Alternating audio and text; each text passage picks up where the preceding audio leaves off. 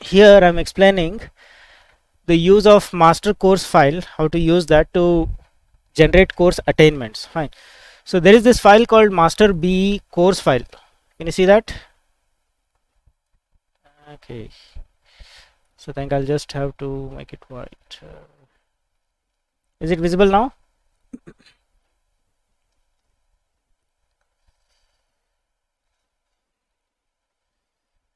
Okay. So this file is called the master B course file. Fine. I'll share a link of this on your WhatsApp groups. You just have to create a copy of this. So just click on file, make a copy. Fine. So please don't edit it in the same file, because this is a template file. Everyone will be copying from the same template file. Okay. So you'll have to make a copy, give whatever name you want to that, and then you can start editing from here. So this is the first page, the 0 page, and this is where all the redundant data is to be entered. Fine. So a lot of data repeats at multiple places, like your name, subject code. So all that repeated data, I have made the space for them here.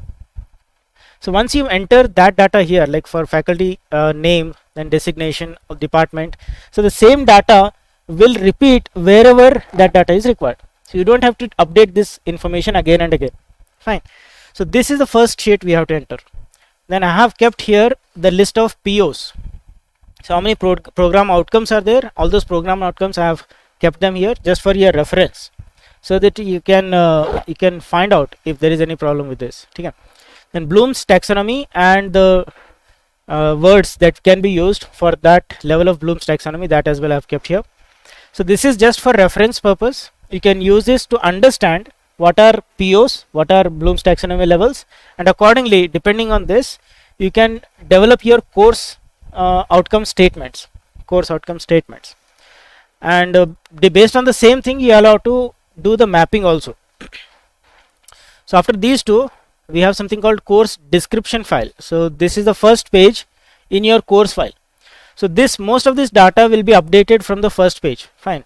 So if you click on a cell and if you see a formula at the top, fine, in the formula bar, if you are able to see a formula when you select a cell, then please don't change that cell. Fine. That means the formula will automatically generate what is required. If you select a cell and if you don't see any formula here, those cells only you need to update. Okay. So please follow this. This is very important. Fine. Because a lot of data will be automatically generated, and I have kept the formula for them. So wherever formula is there, please don't try to change it. If formula is not there, then you're free to change it. So credits, how many credits are required, this you need to fill. Semester will be automatically coming from the first page. Then prerequisites. So if that particular subject is required to have a previous subject known, then prerequisites. So this is to be got from the syllabus. Then lectures, how many lectures per week you are supposed to take. Tutorials, if any tutorials are required. Practical sessions, if it is a lab, you can enter the practical sessions or else leave it empty. Credits will be same as here, it's repeating 2 times. Fine. So continuous assessment. So internal 1 and internal 2, they'll be for 60 marks, and maximum marks you can change it if it is required. So CBCS, non-CBCS, AICT, in every different curriculum we have different marks allotted for internal examinations.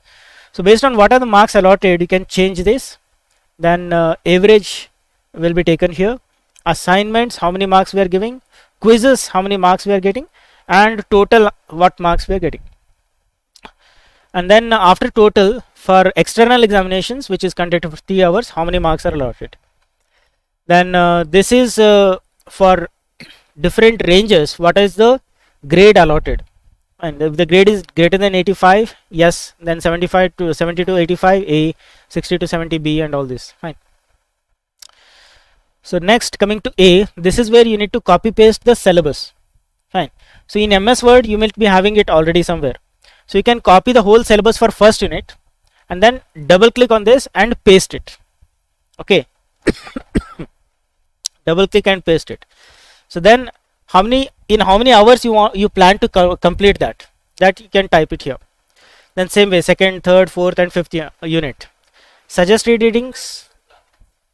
Lesson plan is different. So this is just the syllabus first.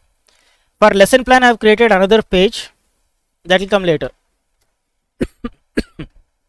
So syllabus you can copy paste here. Then this is the course outcome statements. So total 6 statements we are supposed to provide, and taxonomy levels also we have to provide. So taxonomy levels, I have kept a drop down menu from which you can directly select, no need to type it entirely. Fine. So whatever is there you can just select it from the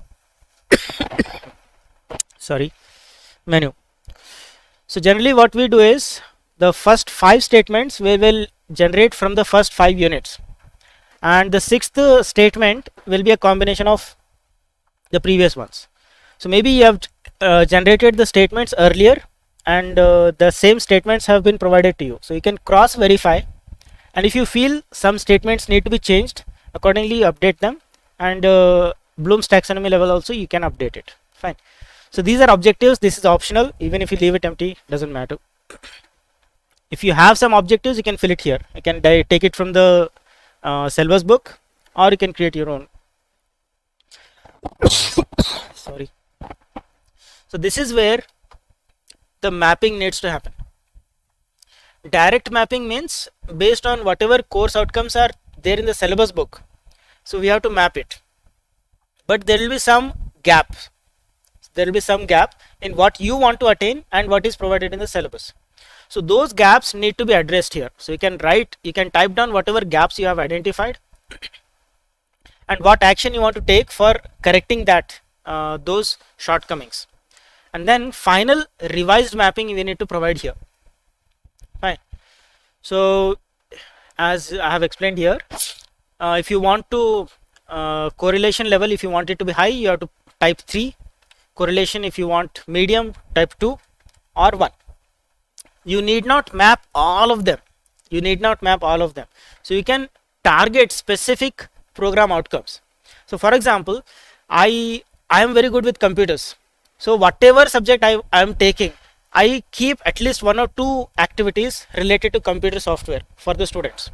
Fine. So that's why I will be targeting PO5. In almost all my subjects, I'll be targeting PO5.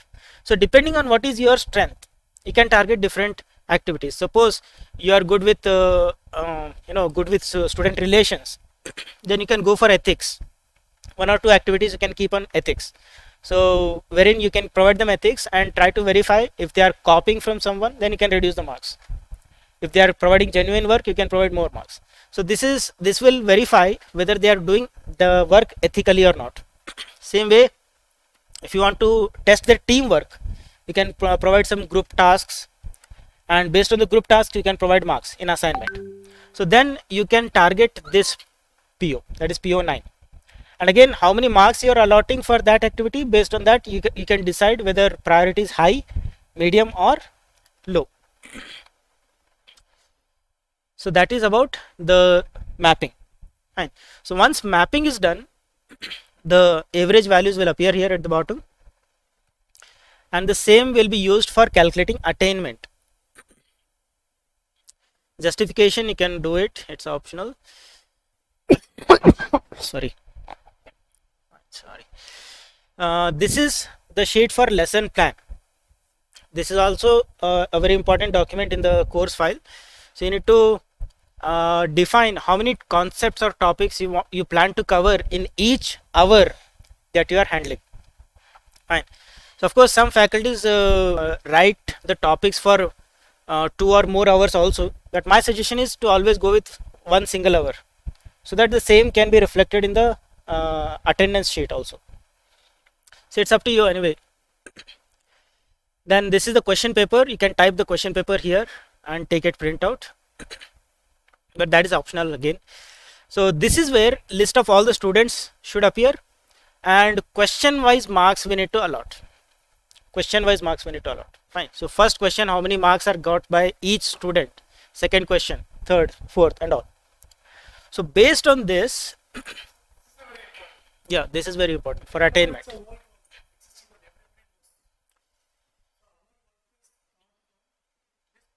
Yeah. F sheet.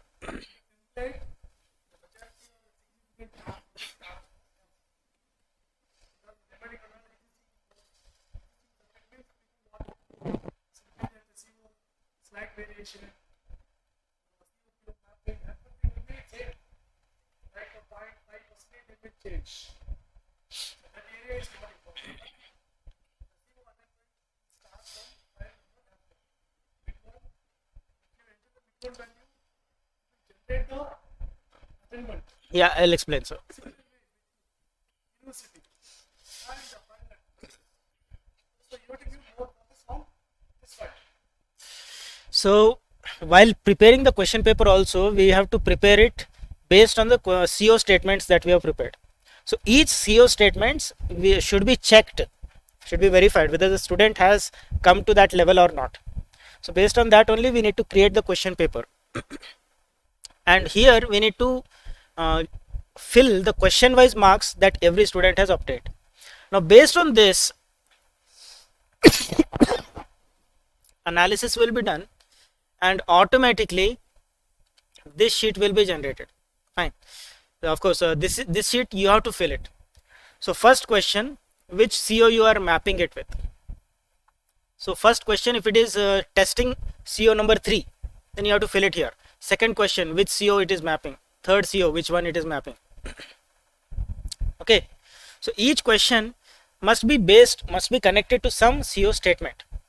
So that will be filled here, and this data will be automatically taken from your earlier filled data that you have filled here in the CO statements. Okay. So when you select here, you can see there is a formula. Don't disturb it, please. Then here, this again will be done automatically. Okay. So average marks of the student for each question. So that will appear here automatically. Based on that, if the marks are greater than 50%, then those students are counted. How many students have above 50%? And based on that, the percentage of the students who scored above 50% marks, that will automatically be calculated here.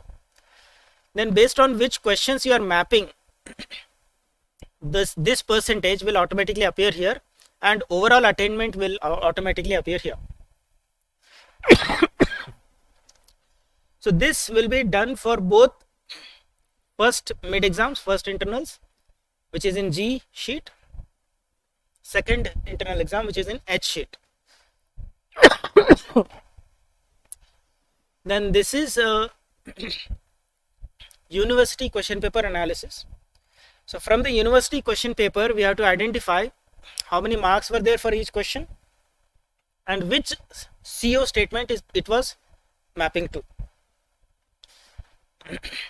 So based on that, we do some analysis. This will be generated automatically. I have kept the formula here. So CO1, how many total marks we got, how many marks the question paper is having, and percentage of that marks from the total question paper, that will be calculated here. So this will be question paper analysis. Then based on these three tabs, G, H and I, and this will again be generated automatically. So this is the final sheet we need. So we need attainment of COs in first internals, attainment of COs in second internals, and attainment of COs in university examinations. Then from this, based on a formula, this overall value will be calculated. Then rubrics will be calculated. Then direct attainment will be average of these values. Then indirect attainment will be based on the students' feedback. So sir, as we have created the students' feedback data, we have analyzed it, and we have got that value. So sir will share that Excel sheet in the group. So from that, the indirect course attainment value we have to keep here. Then overall course attainment, it will be calculated based on 80% of direct attainment and 20% of indirect attainment. So this value comes here. Then set target value will be again provided to you, and based on whether the value that we got in the subject, if it is higher than the target value, then we can say that we have attained all the course outcomes. If it is less, that means we have not attained the course outcomes. So if you were unable to attain some course outcomes, we need to identify why they were not attained. Like here we have to write which one is the best performing CO. So which CO has maximum attainment and which CO has minimum attainment. Then we have to do the observations. Observation means which COs we were not able to attain, and accordingly we have to write some plans of action. So what will we do next time, so that those COs which we were not able to attain this time, we will be able to attain the next time. Okay, so I think that's it. That is what is required. Now the next sheet uses the rubrics that we get here. So these rubrics are taken, they are provided here, and based on the mapping, it will generate the attainment for all the POs, and average of that, all those POs will automatically appear here, will be calculated, and it will appear here. So PO attainments for all the courses we need to collect, and we need to take average of that, which needs to be uploaded on NBA and NAC portal. Okay, so only when all of you provide us with all these details will we be able to upload it there. So any doubts? So if you get any doubts, you can contact me.